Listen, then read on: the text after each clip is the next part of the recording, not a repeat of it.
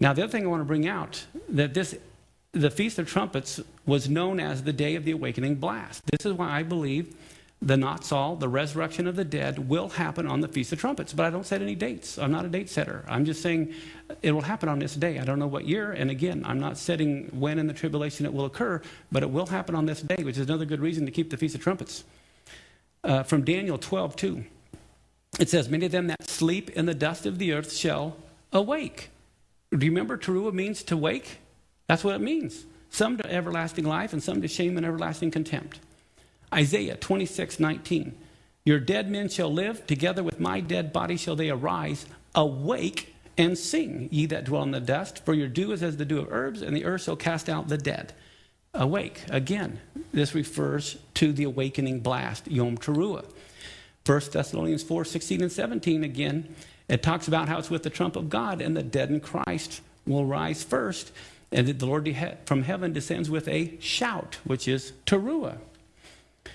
Now, something else I want to bring out. The Feast of Unleavened Bread was in the middle of the month.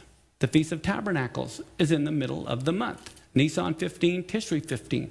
When we think of the middle of the month on our Gregorian calendar, it doesn't mean anything to us. But in the middle of the month in the Hebrew calendar is always a full moon. So when they think of the middle of the month, or when they think of these festivals, they see a full moon. That's what's in their mind. Well, the fascinating thing, the Feast of Trumpets is on the first day of the month. So it is on a new moon. And there's great significance in that. Because the diaspora, what I mean by the diaspora is the Jews that were in other nations that weren't living in Israel. They lived maybe in Iraq or Iran or whatever. Because the Feast of Trumpets, they didn't have to go to Jerusalem on that feast day, but they had to celebrate it. They kept it for 2 days, and it was known as one long day. On any calendar, if you look, you'll see the Feast of Trumpets is 2 days. Okay, the reason for that is this. Actually, it was evening and then morning one day. So their day starts at sunset. Well, they got to spot the new moon. And then when they spot the new moon, then they would light fires in all the mountains, and so that it would go from nation to nation, and everyone would know that it started. But what are most people doing at night? They're sleeping. And so when they wake up, they hear from the watchman that it started, the day's already half over, and they missed it. And because they didn't want anyone to miss it, they would keep it 2 days, and it was known as one long day. So this feast fell on the first. Consequently, it was known as the feast where no one knew the day or the hour that it would come, because it was spotted by witnesses who would have to see it. They'd have to go to the Sanhedrin in the temple, and they would say they spotted the new moon. And there was this, if you read the Talmud, there's this great ritual they would go through to make sure where did they see it in the sky, how much did they see of it, and all of this. And so because they had to wait until it was spotted by people, it was the feast that was known as the day of the hour. No one knew when it would begin. So again, when the Lord is telling you you won't know the day of the hour, he's actually telling you it's the Feast of Trumpets. Also, it was a day symbolically hidden even from Satan, so he would not be 100% aware of its arrival. Satan is scared to death on the Feast of Trumpets because he knows their rehearsals, and so every year he is terrified, is this going to be the real thing? And so I love blowing the shofar on the Feast of Trumpets, just scaring the bejeebies out of him. It's a lot of fun.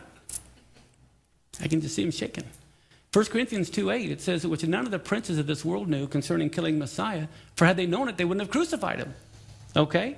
The devil's smart. Okay? Well, he's also dumb. He doesn't know what's going on. Because it's the first day of the month, was 2 days long, and it was based on the sighting of the new moon by 2 witnesses, it's known as a feast where no one would know the day or the hour it would begin. And again, not even Satan. Now, on the Feast of Trumpets, the shofar is blown 100 times. There are 3 sounds made with the shofar. Tekiah, which is 1 long straight blast. There's the Shevarim, which is 3 shorter blasts. And then there's the Teruah, which is 9 quick blasts in short succession. This series is then blown 11 times for a total of 99 blasts. The final blast, the 100th blast, is known as the last trump. So again, in 1 Thessalonians, when it says at the last trump, he's referring to the Feast of Trumpets. There's all of these connections that if you don't understand, you're going to miss what he's trying to say.